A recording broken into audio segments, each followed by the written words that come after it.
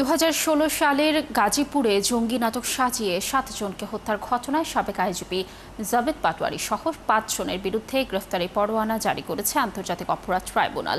এদিকে জুলাই মানবতা বিরোধী অপরাধের মামলায় শেখ হাসিনা, আসাদুজ্জামান খান কামাল ও চৌধুরী মামুনের বিরুদ্ধে আরও 3 জন সাক্ষী দিয়েছেন।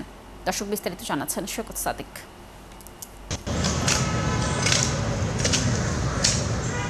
আন্তর্জাতিক অপরাধ ট্রাইব্যুনালের প্রসিকিউশন বলছে 2016 সালের অক্টোবরে গাজীপুরের একটি বাসায় জঙ্গি নাটক সাজিয়ে হত্যা করা হয় 7 যুবককে।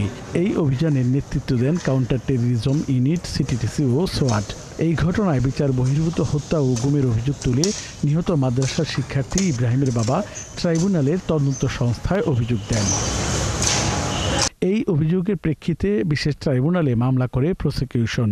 ওই ঘটনায় জড়িত থাকায় সাবেক আইজিপি জাবেদ পাটোয়ারির নাম উল্লেখ করে 5 জনের বিরুদ্ধে গ্রেপ্তারি পরোয়ানা জারির আবেদন করলে তা মঞ্জুর করা হয়। ওই সময়ে গাজীপুরের পুলিশ সুপার হারুনুর রশিদ ও সিটিটিসি প্রধান মনিরুল ইসলামকেও মামলার আসামি করা হয়েছে। সাবেক আইজিপি জাবেদ পাটোয়ারি সাহেব সহ 5 জনের বিরুদ্ধে গ্রেফতারি পরোয়ানার আবেদন করেছিলাম। মাননীয় ট্রাইব্যুনাল তাদের বিরুদ্ধে গ্রেফতারি পরোয়ানা জারি করেছেন। যে সকল জায়গা থেকে এই যুবকদেরকে বেআইনিভাবে আটক করা হয়েছিল সেখানে এবং যেখানে অপারেশনটা চালানো হয়েছে সেখানের পুলিশ কর্মকর্তাবৃন্দকে এখানে আসামি করা হয়েছে। এদিকে জুলাই মানবতা বিরোধী অপরাধের মামলায় ক্ষমতাচ্যুত প্রধানমন্ত্রী শেখ হাসিনা, সাবেক স্বরাষ্ট্রমন্ত্রী আসাদুজ্জামান খান কামাল ও আইজিপি চৌধুরী মামুনের বিরুদ্ধে 5ম দিনের মতো সাক্ষ্য গ্রহণ হয়। 5 আগস্ট আশুলিয়ার পুলিশের পিকআপে পোড়ানো 6 শহীদের একজন আসাবুরের পিতা প্রথমে সাক্ষ্য দেন। তিনি এই ঘটনা দেখে বলছেন যে আমার ছেলের লাশ আমি এক নজর তাকানোর পর আর তাকাতে পারিনি। 2024 সালে 20 আগস্ট পুলিশের গুলিতে নিহত এক পুলিশ সদস্যের সন্তান শহীদ ইমাম হাসান তাইমের ভাইও এদিন সাক্ষ্য দেন। ট্রাইব্যুনালকে জানান তার ভাইকে গুলি করে নির্মমভাবে হত্যা করা হয়। সেই ভিডিও সামাজিক যোগাযোগ মাধ্যমে ছড়িয়ে পড়ার পর তারা দেখা করতে যান সাবেক ডিএমপি কমিশনার হাবিবুর রহমানের সঙ্গে, তবে দেখা পাননি। মামলা নেয়নি যাত্রাবাড়ী থানাও।